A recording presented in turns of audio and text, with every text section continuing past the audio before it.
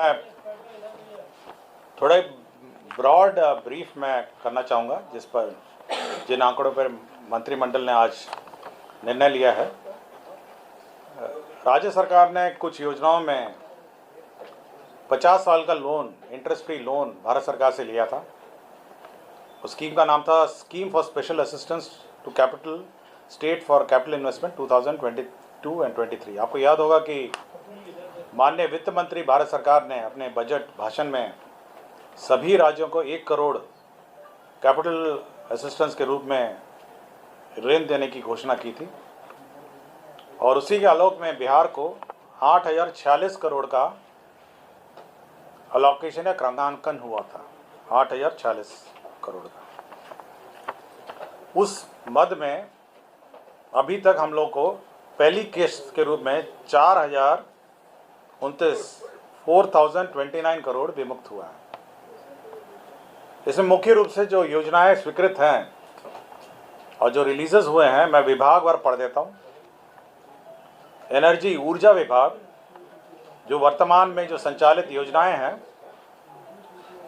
843 करोड़ विमुक्त हुए हैं ऊर्जा विभाग के। पथ निर्माण विभाग के लिए 929 करोड़, रूरल वर्क्स डिपार्टमेंट के लिए 389 करोड़, वाटर रिसोर्स डिपार्टमेंट के लिए 190, हेल्थ डिपार्टमेंट के लिए 706, साइंस एंड टेक्नोलॉजी डिपार्टमेंट के लिए 234, और उद्योग विभाग के लिए विशेषकर, जिसके बारे में मैं विस्तृत से बताऊंगा, इसमें जितने भी औद्योगिक क्षेत्र हैं उनके विकास के लिए 2 किस्तों में आया है। 502 करोड़ एक किस्त में और 232 करोड़ एक किस्त में, कुल मिला के 735 करोड़ उद्योग विभाग को मिला है। जहां तक एक energy department, road department, rural department, water resource department, health department और साइंस एंड टेक्नोलॉजी डिपार्टमेंट है, ये सारी जो वर्तमान में चालू योजनाएं हैं, जो बिहार सरकार ने प्रशासनिक स्वीकृति दी थी और वर्तमान में संचालित है, उनके वित्त पोषण के लिए यह राशि इस्तेमाल होगी। बहुत सारे कॉन्ट्रैक्टर्स के, बहुत सारे हमारे संवेदक के पेमेंट्स रुके हुए थे। अब ये जो राशि है, इससे अब उनका भुगतान हो जाएगा। तो इसी के लिए आकस्मिकता निधि से, इसका बजट प्रावधान नहीं था क्योंकि बजट में ये प्रोविजन नहीं था, ये घोषणा बजट बनने के बाद हुई थी, इसलिए आकस्मिकता निधि से यह राशि का प्रावधान किया गया है। जहाँ तक उद्योग विभाग का है, उसमें नई योजनाएं स्वीकृत हुई हैं, जिसके बारे में विस्तृत में बताऊंगा। तो आज जो कैबिनेट है, आज मंत्रिपरिषद ने करीब 3,474 करोड़ का BCF, बिहार आकस्मिकता मद से निकासी की स्वीकृति दी है, जिसमें पथ निर्माण में 924.13 करोड़, उद्योग विभाग में 502.93 करोड़ पार्ट 2 का, स्वास्थ्य विभाग में 706.94, ऊर्जा विभाग में 484 करोड़, ग्रामीण विकास विभाग में 389.292, विज्ञान एवं प्रौद्योगिकी विभाग में 234.77 करोड़, और साथ ही साथ आपदा प्रबंधन विभाग, जो वर्तमान में आपदा में राशि विमुक्त की जा रही है, वो घट गई थी, उसमें 130 करोड़। वित्त विभाग को जो स्टूडेंट क्रेडिट कार्ड योजना चल रही है, उसमें राशि घट गई थी, तो 200 करोड़, और उद्योग विभाग का पार्ट 1 जो लोन है 232 करोड़ 93 लाख। सो 3,474.9920 3474.9920 करोड़ का बिहार आकस्मिकता निधि से अग्रिम निकासी की स्वीकृति दी है। तो ये एक बहुत मैंने ये समेकित कर दिया है। आपको हर कैबिनेट नोट में अलग अलग मिलेगा, लेकिन लिखने के लिए आपको होगा कि कम से कम ये राशि बिहार आकस्मिकता निधि से निकासी की स्वीकृति दी है, जिसमें से विभिन्न योजनाओं के लिए राशि उपलब्ध होगी। तो मैं संक्षेप में अब मैं कैबिनेट नोट में जाऊंगा। इससे संबंधित कैबिनेट नोट है। पहला है खरीफ विपणन मौसम 2022-23 में, आपको पता होगा रबी विपणन मौसम 2023-24 में जो अधिप्राप्ति हेतु बिहार राज्य सहकारिता बैंक और राष्ट्रीय सहकारिता विकास निगम, नाबार्ड एवं अन्य वित्तीय संस्थाओं ये 6,000 करोड़ लोन लेने की स्वीकृति दी गई। आपको याद होगा कि हम प्रोक्योरमेंट आज के दिन में राज्य में शुरू हो गया है और प्रोक्योरमेंट के लिए राशि की आवश्यकता होती है। तो प्रोक्योरमेंट के लिए 6,000 करोड़ की राशि ऋण के रूप में विभिन्न संस्थाओं से लेने का निर्णय लिया गया और इसके लिए राज्य सरकार ने गारंटी दी है। तो ये महत्वपूर्ण एजेंडा है सहकारिता विभाग का। ये जो हमारे खरीफ मौसम में जो फसल का विपणन है और रबी मौसम के विपणन का है। दूसरा ये है उद्योग विभाग का। जैसे मैंने कहा, वित्तीय वर्ष में जो औद्योगिक क्षेत्र का विकास के लिए 465.86 करोड़ का आकस्मिक निधि से ये निकासी के लिए स्वीकृति दी है और इसमें करीब 17 योजनाएं की स्वीकृति दी है। इसमें 17 योजना है। औद्योगिक क्षेत्र का विकास फतुहा का है, समस्तीपुर औद्योगिक क्षेत्र का है, इसमें मुरारपुर, दागोदरपुर, मुजफ्फरपुर का है, औद्योगिक क्षेत्र विकास बरियारपुर मुजफ्फरपुर का है, पानापुर मुजफ्फरपुर का है, बिशनपुर मुजफ्फरपुर का है, महाबल मुजफ्फरपुर का है,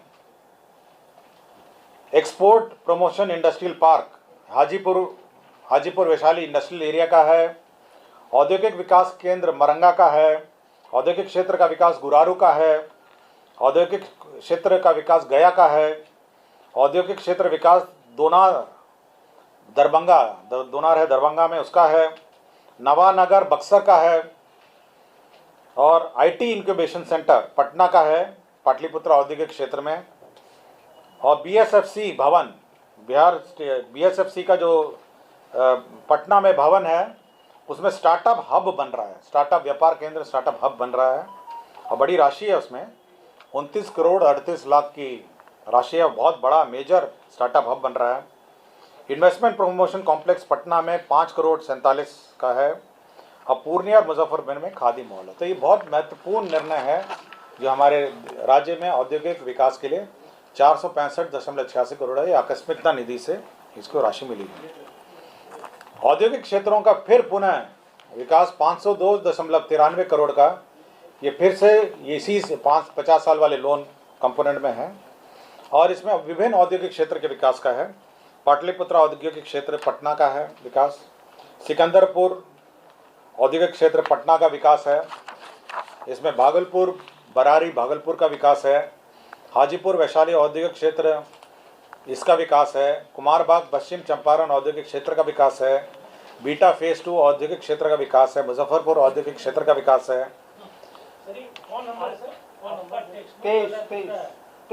ये है 23 है ना, 23 होगा, ये 21 या 22 में होगा, देखिएगा ना।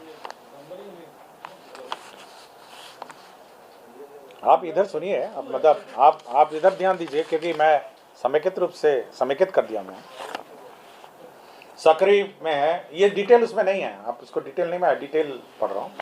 सिवान औद्योगिक क्षेत्र का है, न्यू सिवान, हथुआ, लोहट, बेगूसराय, फिर भूअर्जन का है और नगर लॉजिस्टिक विकास कार्य का है और पीएम गतिशील डाटा सेंटर का है।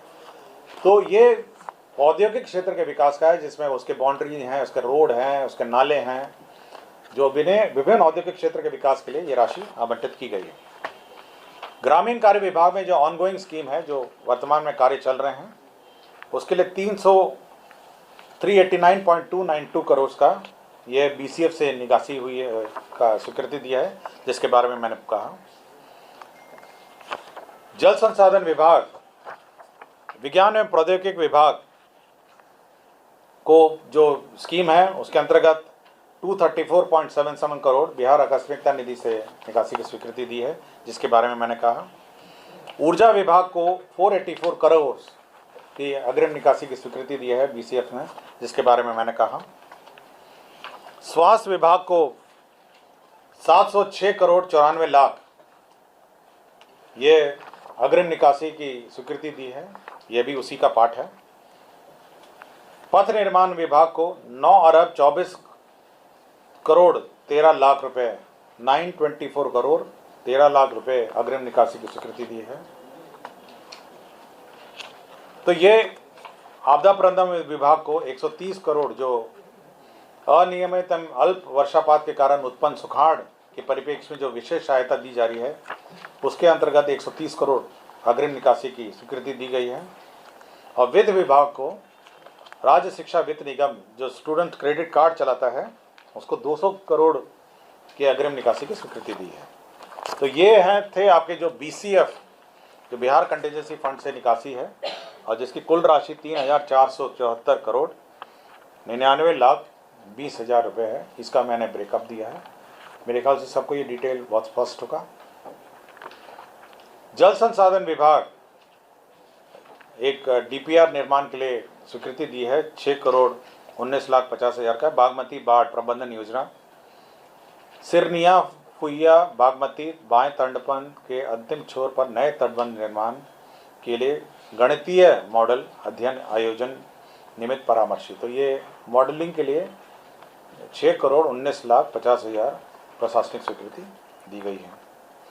गृह विभाग ने 77 अग्नि संवेदनशील थानों के लिए प्रथम चरण में एक अदद बड़ी अग्निशमन वाहन जो बड़ा आपका अग्निशमन वाहन है 77 अदर वाटर टेंडर 19 टन का जो बड़ा ट्रक होता है type B water tender 5,000 litre का फुली फैब्रिकेटेड 46 करोड़ 20 लाख रुपए की प्रशासनिक स्वीकृति दी है। तो 77 थानों में नए हमारे वो fire fighting equipment fire fighting गाड़ियाँ रखी जाएंगी।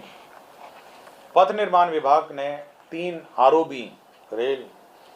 ROB का निर्माण की स्वीकृति प्राप्त की है। ये 220 करोड़ 11,19,000 की है। और इस स्थल आपको मैं बता देता हूँ स्थल का डिटेल है तीनों स्थल का।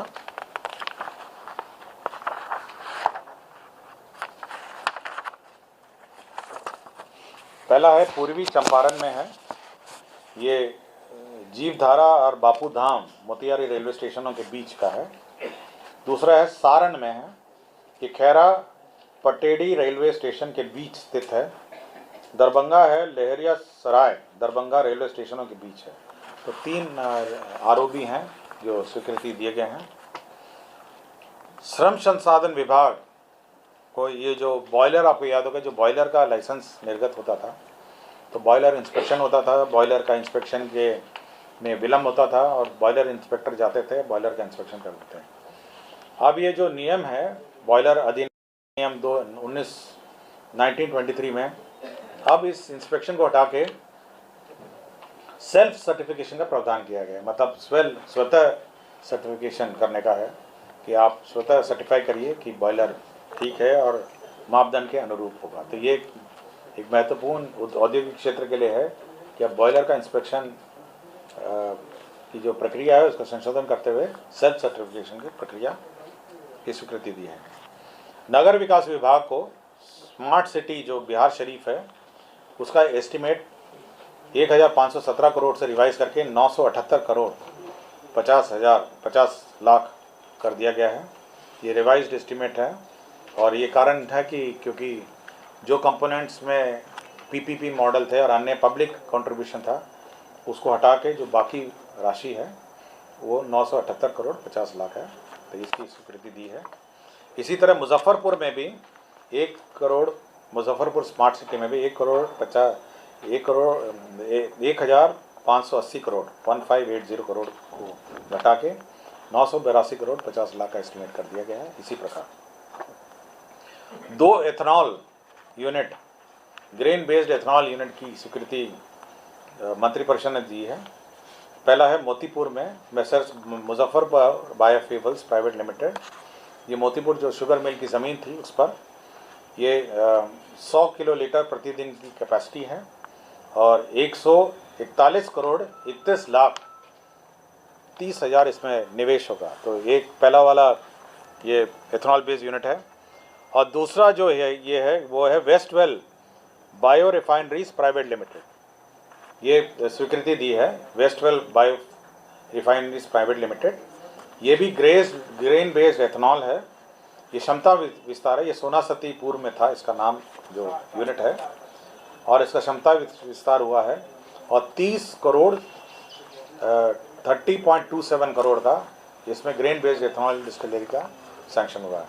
तो 2 इथेनॉल यूनिट का सैंक्शन मंत्रिपरिषद ने दिया है।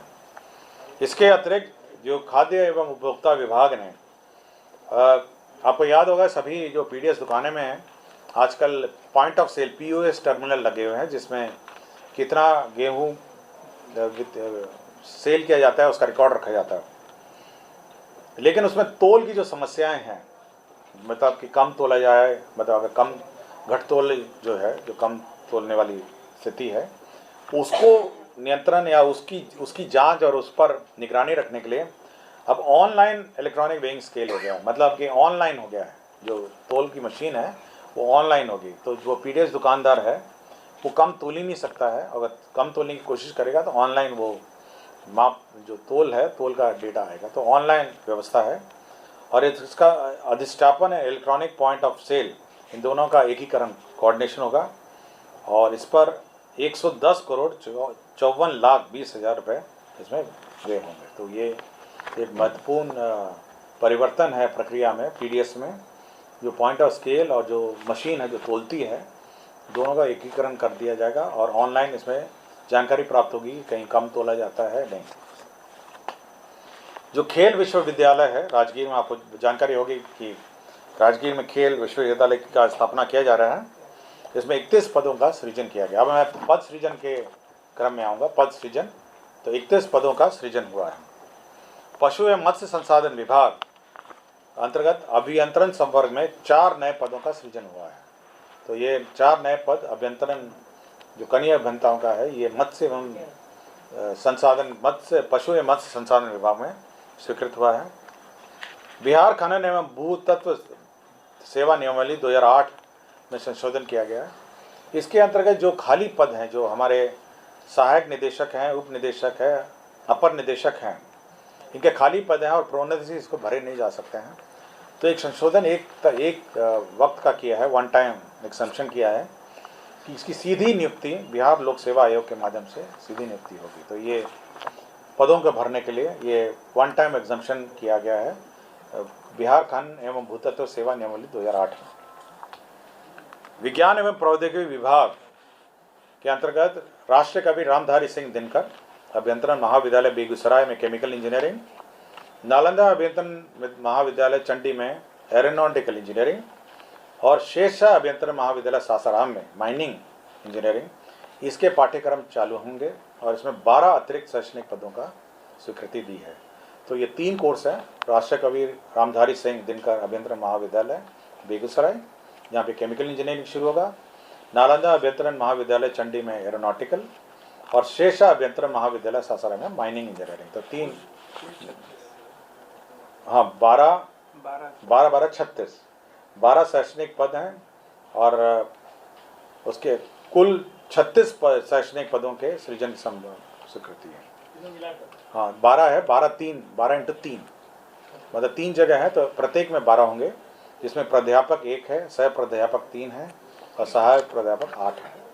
तो हर डिपार्टमेंट में 12 होंगे, तो 3 हो गए, तो 36 पदों का सृजन हो गया। विज्ञान एवं प्रौद्योगिकी विभाग के अंतर्गत राजकीय पॉलिटेक्निक बरौनी और राजकीय पॉलिटेक्निक मुंगेर में फायर टेक्नोलॉजी एंड सेफ्टी पाठ्यक्रम शुरू किया गया है। अब विभिन्न कोटि के लिए कुल 14 शैक्षणिक पद, प्रत्येक संस्था में 1 विभागाध्यक्ष और 6 व्याख्याता के पद सृजन की स्वीकृति दी है। तो पॉलिटेक्निक में भी आपके बरौनी एवं मुंगेर में फायर टेक्नोलॉजी एंड सेफ्टी पर कोर्स चालू किए जाएंगे। विज्ञान एवं प्रौद्योगिकी के अंतर्गत संचालित ब्रत किशोर नारायण सिंह राजकीय पॉलिटेक्निक गोपालगंज एवं राजकीय पॉलिटेक्निक सीतामढ़ी में असैनिक अभियंत्रण पाठ्यक्रम के अंतर्गत कुल 14 अतिरिक्त शैक्षणिक पदों का, जिसमें प्रत्येक संस्था में 7 व्याख्याता के पद सृजन होंगे। तो 7 करके 2 संस्था में 14 पद स्वीकृत हुए हैं। अर्थ एवं सांख्यिकी निदेशालय योजना एवं विकास विभाग पटना के अंतर्गत कुल 235 पदों को राज्य के 235 प्रखंड में 1 पद सृजित किए गए हैं और शेष 299 प्रखंडों के लिए 1 पद, कुल 299 अतिरिक्त पदों के सृजन की स्वीकृति है। तो ये एक पद सृजन का प्रस्ताव है। ये योजना एवं विकास विभाग में जो अर्थ एवं सांख्यिकी जो स्टैटिस्टिकल विंग है राज्य सरकार का, उसमें ये पद सृजन है। विधि विभाग के भी पद सृजन किए गए हैं। ये माननीय सर्वोच्च न्यायालय के आदेश के आलोक में 37 न्याय मंडलों में वनरेबल विटनेस डिपोजिशन सेंटर की स्थापना हेतु 37 ऑफिसर इंचार्ज एवं 37 टेक्निकल असिस्टेंट्स कम कोऑर्डिनेटर सहित कुल 74 स्थायी पदों के सृजन की स्वीकृति दी है। ये माननीय सर्वोच्च न्यायालय का 11 जनवरी 2022 में पारित आदेश के आलोक में ये पद स्वीकृत किए गए। राज्य के 11 अस्पतालों में स्थापना में प्रतिपद व्यय के अंतर्गत 44 ओटी असिस्टेंट के पद स्वीकृत किए गए। ओटी ऑपरेशन थिएटर जो असिस्टेंट होंगे, शल्य कक्ष सहायक जिसको कहते हैं, तो 44 सृजन किए गए हैं। बिहार मद्य निषेध एवं उत्पाद विभाग के अंतर्गत अतिरिक्त अन्य विशेष न्यायालय के हेतु अपर जिला एवं सत्र न्यायाधीश के 8 पद स्वीकृत किए गए हैं। तो ये 8 पद अलग से स्वीकृत किए गए हैं। तो ये हमारे जो पद सृजन के प्रस्ताव थे जो मैंने पढ़ दिए हैं। अब कुछ सेवा नियमावली में जो संशोधन है वो मैं पढ़ूंगा।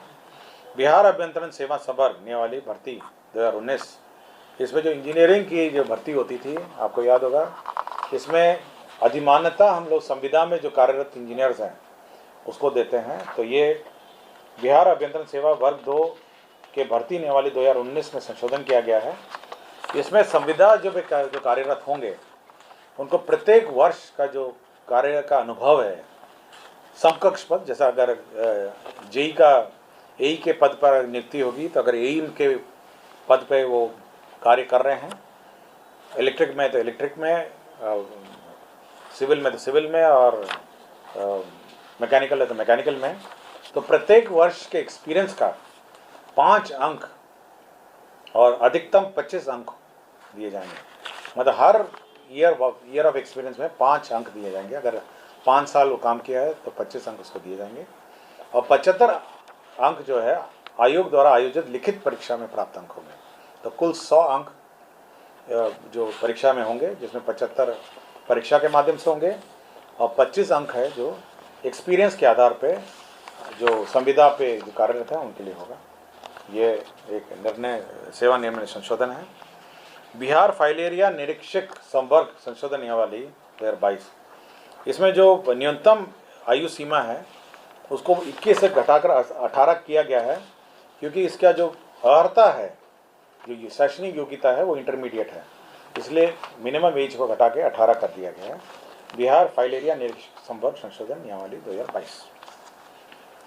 पर्यावरण वन एवं जलवायु परिवर्तन विभाग, ये जो हमारे एनवायरनमेंट फॉरेस्ट एवं जलवायु परिवर्तन विभाग है, इसमें जो फॉरेस्ट क्लियरेंसेस के शुल्क निर्धारित किए गए हैं और विभिन्न प्रकार के जो एप्लीकेशन हैं, फीस हैं, आपके एक्सटेंशन ऑफ वैलिडिटी है, एक्सटेंशन ऑफ एनवायरनमेंट क्लियरेंस है, ट्रांसफरमेंट ऑफ एनवायरनमेंट क्लियरेंस है, तो सबके दर निर्धारित किए गए हैं। ये एक महत्वपूर्ण विषय है।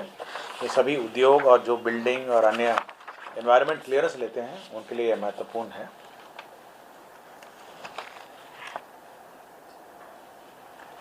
एक और निर्णय है, ये वित्त विभाग से संबंधित है, और ये हमारे भूतपूर्व सैनिक कर्मी के मृत्युपरांत जिन सैनिक एवं असैनिक सेवा हेतु दोहरा पेंशन अनुमान्य है। तो जो हमारे भूतपूर्व सैनिक कर्मी के मृत्युपरांत होता है कि जो आश्रित होते हैं उनको पेंशन मिलता है।